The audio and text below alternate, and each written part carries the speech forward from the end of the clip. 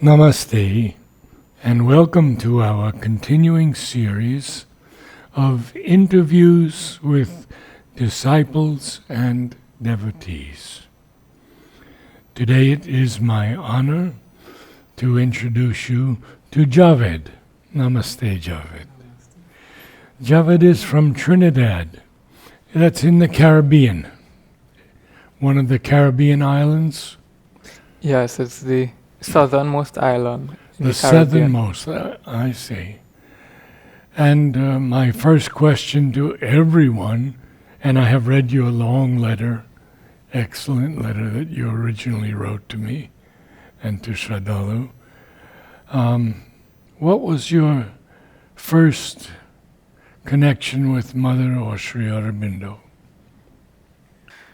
Well, it happened as a result of a meeting in Costa Rica, which was arranged by Dina Meriam and Shraddhalu from the ashram. He was present in this gathering. I think it came at a critical moment in my life when I was facing many inner difficulties, trying to understand myself, introspect, and find some understanding of reality, things around me, and my relationship with the world. And I think in many ways I felt a calling towards some better explanation than I could find anywhere. And in this gathering in Costa Rica, Shraddhalu presented Sri Aurobindo's understanding of everything in a summary form, in a talk he gave. And it just touched me so deeply in the part that I needed the most at that time. And it wasn't extensive enough to explain everything, of course, but it touched on the points that I needed, and just the things that I needed to hear at that time. And afterwards, it left me in a position that I could do nothing but dive deeper into Sri Aurobindo's writings. So from that point, I started to read. I read some of the Life Divine, some of the Synthesis of Yoga, some of the Ideal of Human Unity also. And at a later stage, I contacted Shraddhalu and asked him to come to Auroville.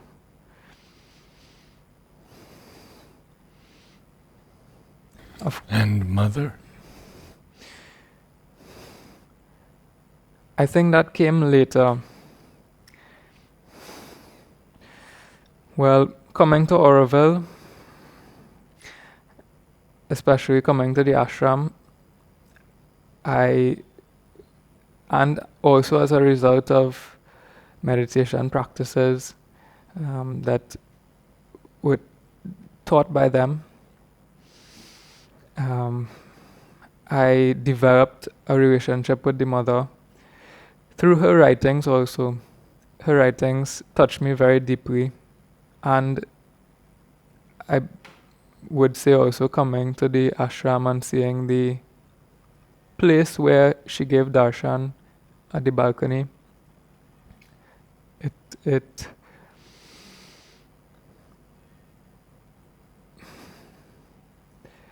helped to open me to her presence and to open to her.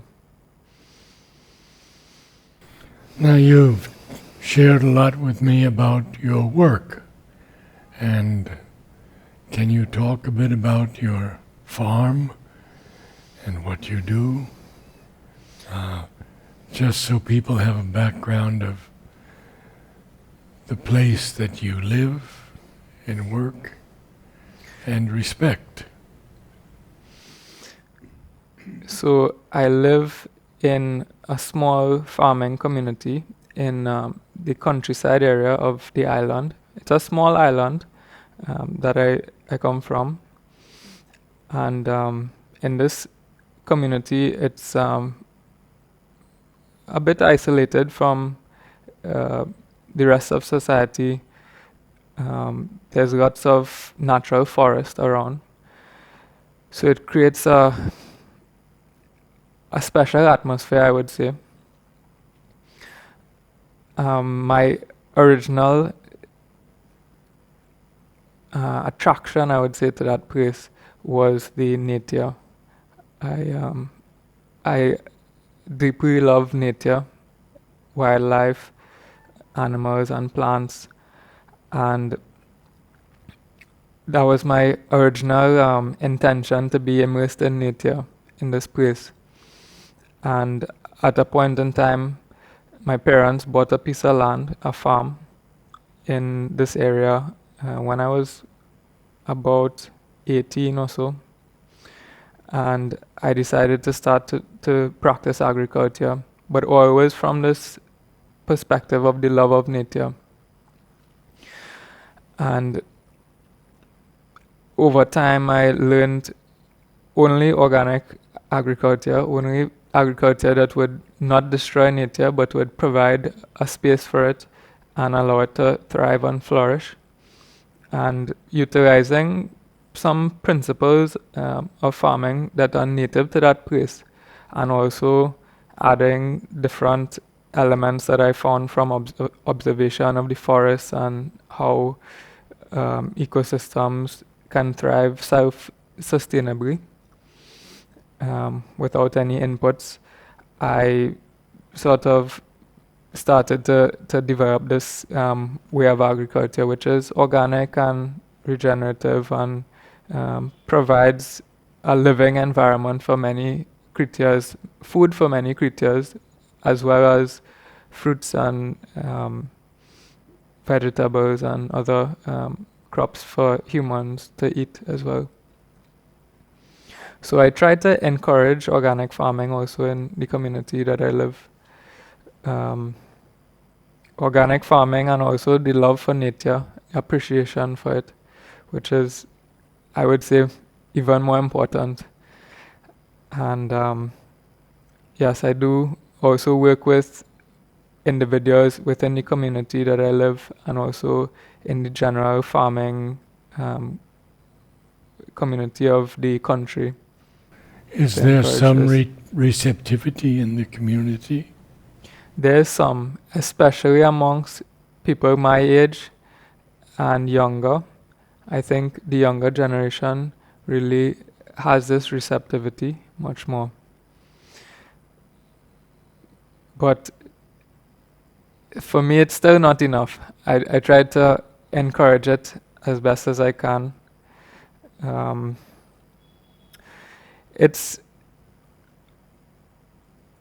I realized also through doing this work that it's not just about the receptivity and the openness to it. That's a very important basis. But when it comes to action, it's about the willingness to change yourself and the desire to grow out of your own limitations inwardly, so that you could have a deeper, more sustainable, more loving relationship with the land and with other people.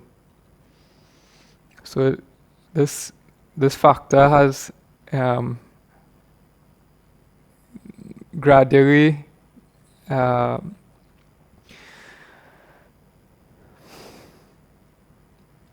I would say helped me to understand the need for the deeper inner and spiritual change that we need to have as a foundation for our action, individually and collectively.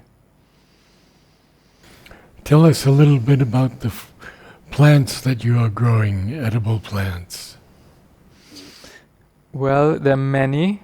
Some of them are native even. There's some big trees, we call them hog plum. So it's a fruit. It's about this big, and it's orange in color. Um, very acidic, but it has a very unique flavored in the pulp, and there's not much flesh to it, but we it grows into a very very large tree, maybe 150 feet tall, and we have many on the farm. And I think I like to encourage these trees. They provide lots of fruit for wildlife, but also the fruit itself. We have um, taken out the pulp from the fruit and dried it, and also candied it, so it became a bit more sweet. And we added it as an ingredient in chocolate that we make, and it tastes really lovely. Oh. Yes. And there are many wild things also. There are wild spinaches that grow naturally, um, and many native plants that are edible for insects that provide home for them. But we also grow lots of fruits, of course, for human consumption, for sale. Oranges, different types of citrus, lemons, passion fruit, coconut, rambutan, bananas, quite a few different varieties of bananas. The cooking ones also, which they call plantains. Um, chayote, or chow chow as it's called here. Anato, lots of anato. And a few others that are not so common, like a palm called piwa, a big starchy fruit, and Mamia americana, Mami apple. You didn't mention the big one. Oh, and cacao. And Cacao. yes, cacao and And coffee. what are you doing with it? And the cacao, we turn it into chocolate. We take it through all of the stages of processing, which are harvesting the pods and fermenting the beans, and then drying them and grinding them, roasting and grinding them, and we turn them into chocolate. Of course, everything we have is completely organic and natural with no fertilizer. And we add different fruits and spices that we grow from different plants, such as the hog plum, such as guinea pepper, ginger, coconut, and other spices that are grown. Tell me a little bit about your education.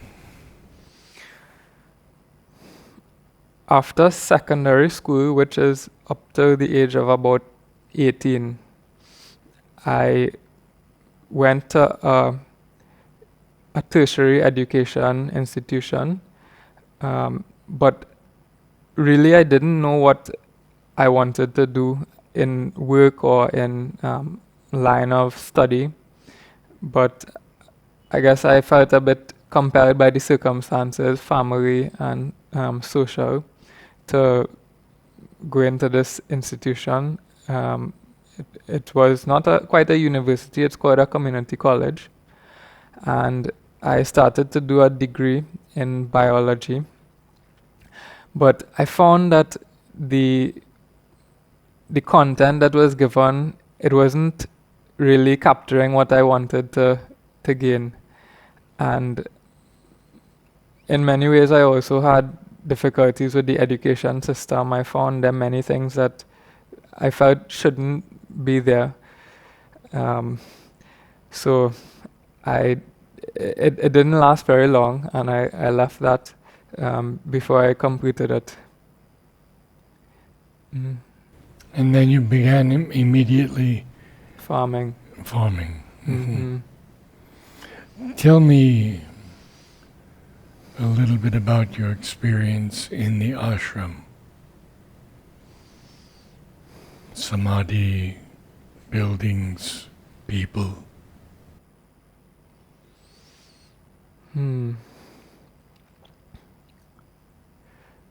Well, When I first came to the ashram, it was, I think it was 2020. And on the specific day, it was in the night. Can you speak a little louder? Sorry. On the day I first came to the ashram, it was in the night in the year 2020. And I remember Shraddhalu met me and we took a walk into the Samadhi. And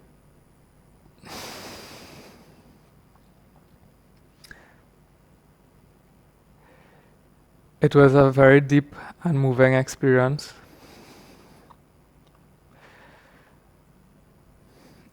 And afterwards we walked out and around and to the first balcony where the mother would give darshan. And I think it invoked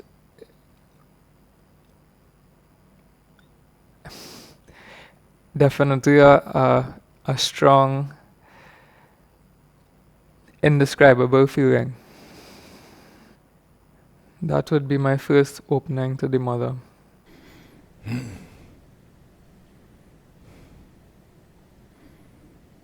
Now you have been in Oroville quite a few times already. Can you speak a little about your experience, the feeling of Oroville, the wideness of Oroville, the possibilities of Oroville? I'm very attracted by this ideal that the mother has written in this text she calls a dream, that is called a dream, and is used, I should say, as a basis for many things in Oroville. And also the Oroville Charter, the content of it and the 4 statements of the mother in guidance for Oroville are something that I deeply resonate with. I have spent last year 5 months here in Oroville and working at Oro Orchard, getting a feel of the community life. I closely align with the ideals that for a community to be successful, for the ideal of unity, the individuals must grow themselves, must evolve themselves and work on their own inner evolution, and then extend this into the collective. And I realized that also, understandably, not everyone is at a stage where they're willing to participate in this fully. Some people, to different degrees. And there are people all over who are interested to participate in things like this, but I appreciate that Oroville is a space that allows these people to come together, gives them the framework and the support to be able to do this.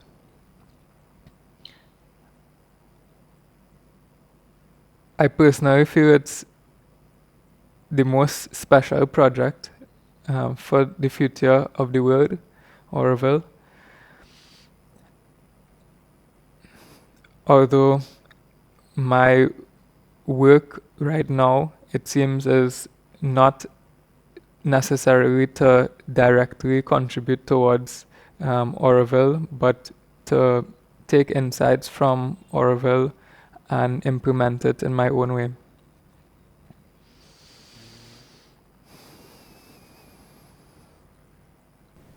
Will you continue as you've been doing your farming work? Or what else do you see perhaps in the future for yourself? Yes, I see that the work that I'm doing, it aligns with a deep inner need, and therefore it is right for me to continue this work.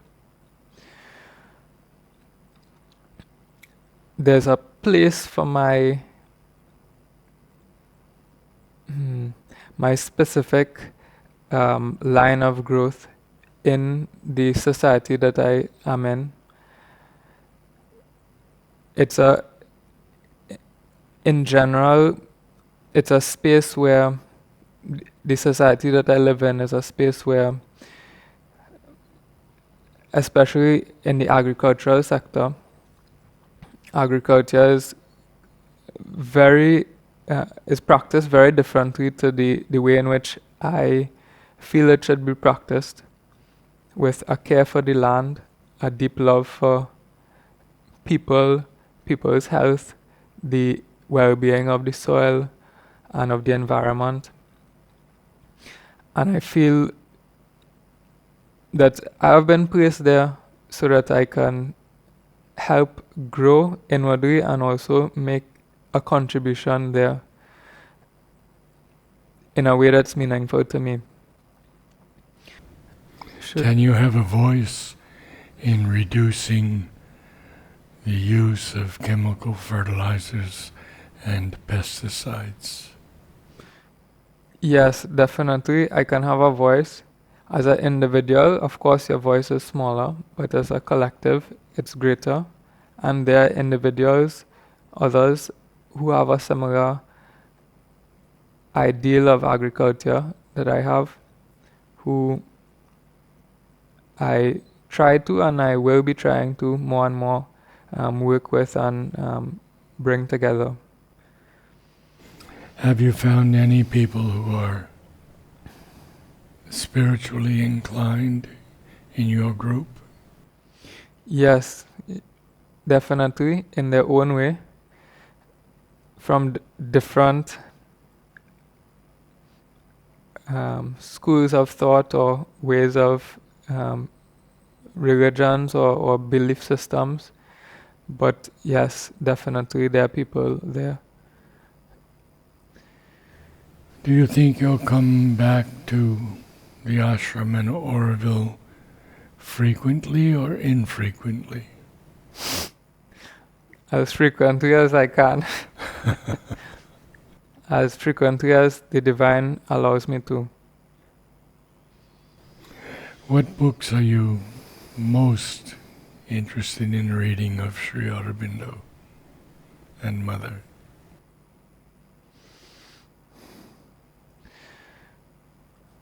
I read some of the Mother's questions and answers, and they were very soothing and very helpful also. So more of her writings, I think, is the direction of my reading now. I've also read lots of Sri Aurobindo's writings. Understood much less, but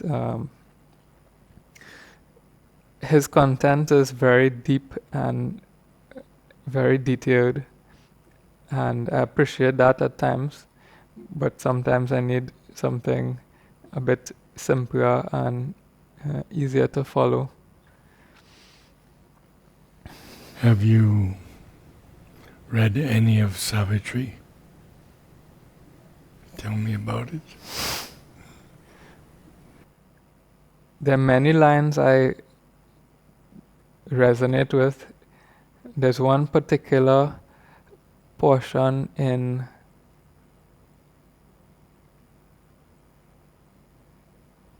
I forgot the canto, where Narad is speaking to, I think, Ashwapati. Wife or to Ashwapati. Oh, okay. about the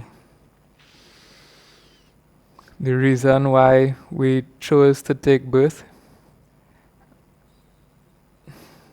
And it's something, it moves me every time I read it.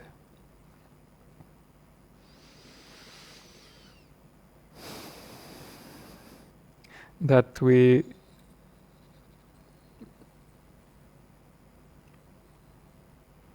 consciously chose to enter whatever, no matter how difficult the circumstances may seem, it was our choice to come here to this world and to experience all of the many different experiences, but yet be inwardly free. It's something that I cherish and I hold with me. Can you speak a little bit about your experiences in the Om choir?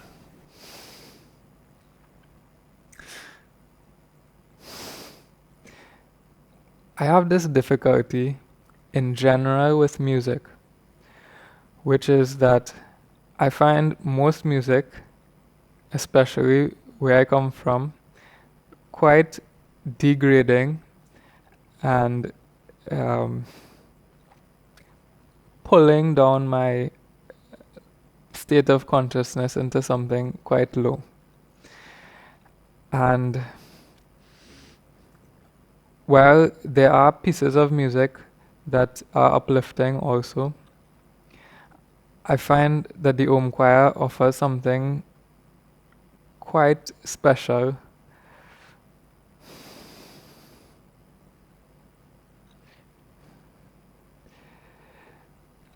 I feel deep inside that music should be an expression of the divine, but yet it's not what I see or I hear. And Om choir is one opportunity for this to take a real form. So I deeply appreciate the Om choir and try to take every opportunity while I'm here to take part in it.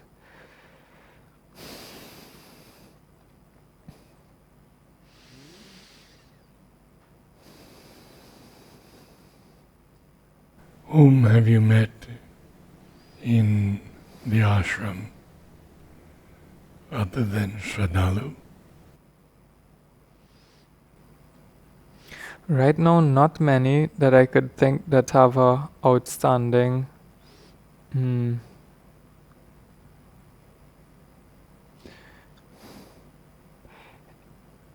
impact for me to hold on to as a memory.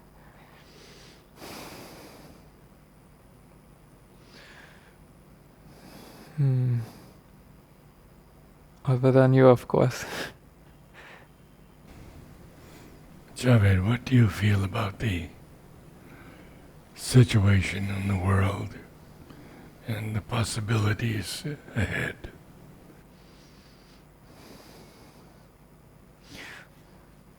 Well, it's clear that there are great difficulties in the world. In all places, in Oroville, it should be, I would say, obvious that it's a representation of the difficulties of the world. And just as there are difficulties in Oroville, of course there are difficulties everywhere. On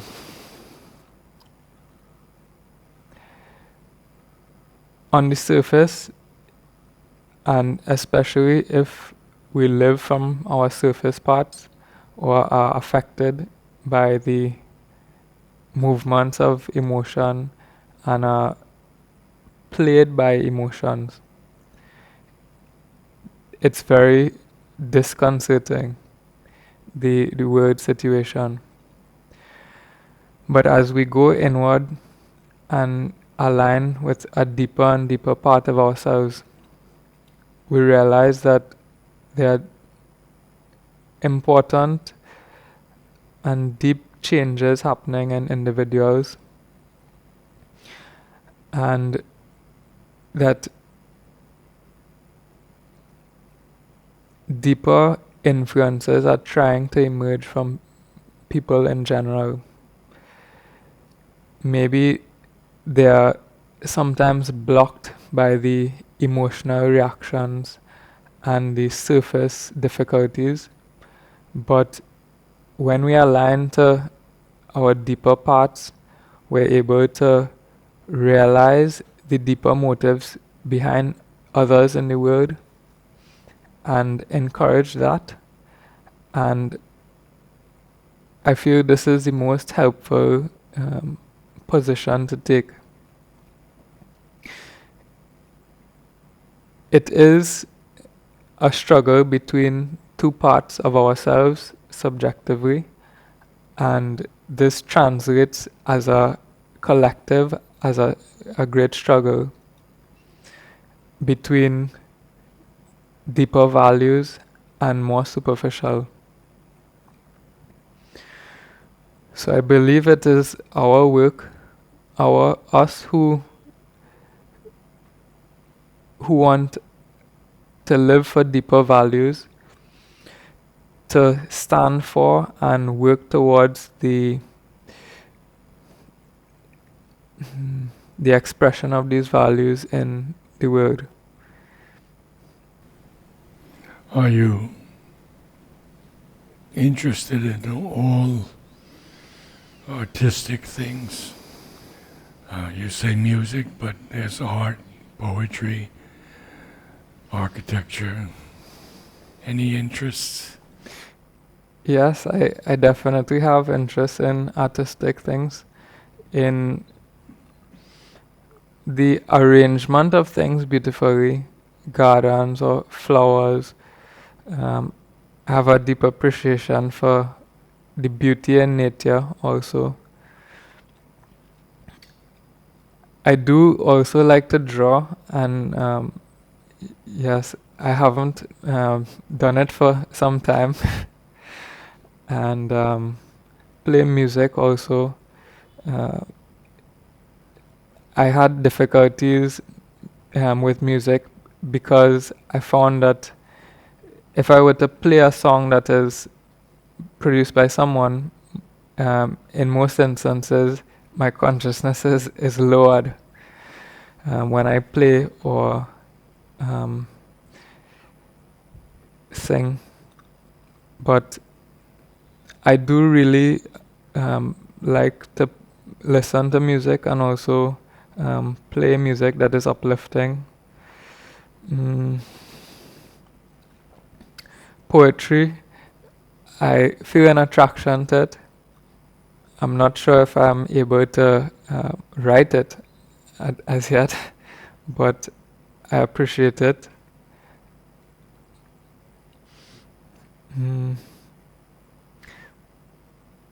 And just, I think creating something, or if I have to build something, building it in a beautiful way, or with some different artistic touch, is that's a way that I like. I feel called to express beauty.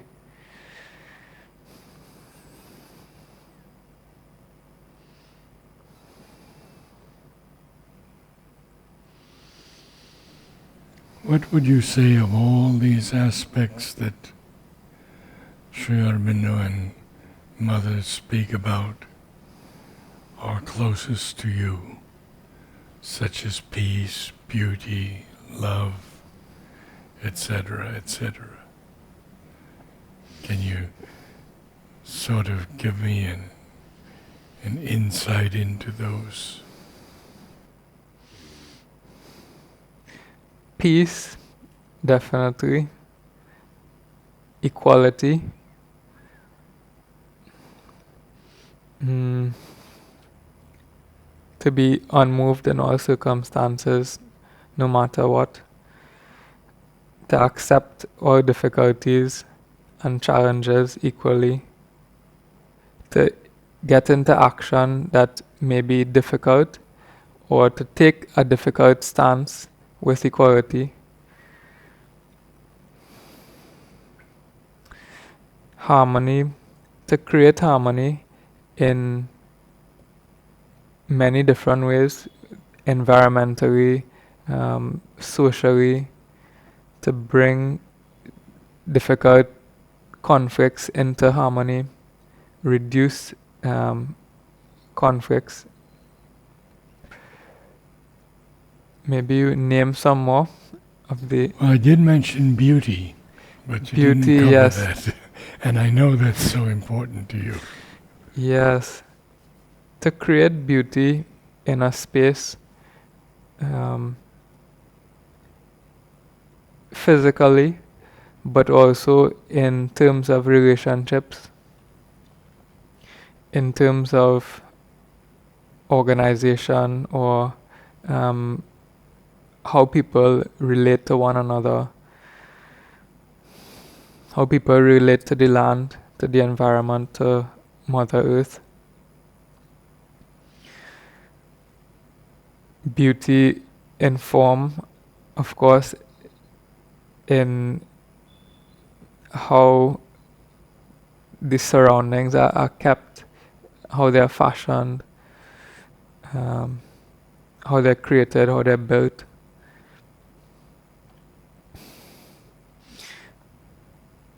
Sincerity also is something I align to be truthful. Devotion. Devotion also. Yes. Self-giving.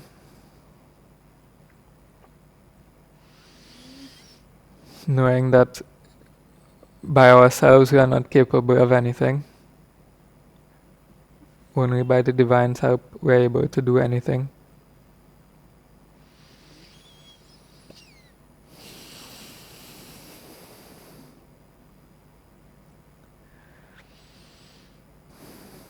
Love. Love, yes.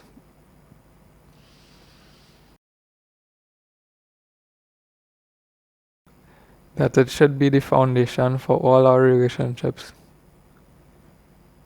with everything, even with physical objects that we need to use to do different things, with people, with life, with creatures, animals, plants, with the land. Sacrifice and offering. Yes, sacrifice in the sense of self-giving, in the sense of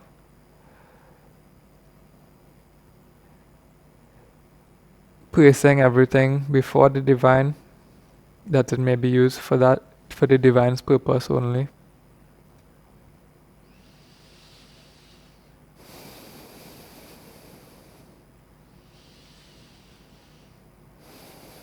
The work, the material things, the people, the relationships, everything. Truth. Being able to say what is the truth, and being able to be true to yourself also.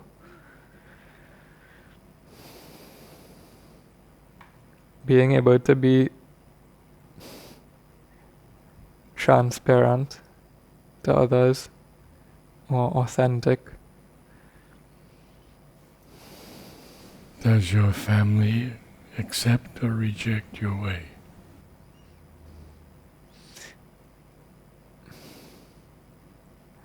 I think they accept, maybe initially with some difficulty, understandably, but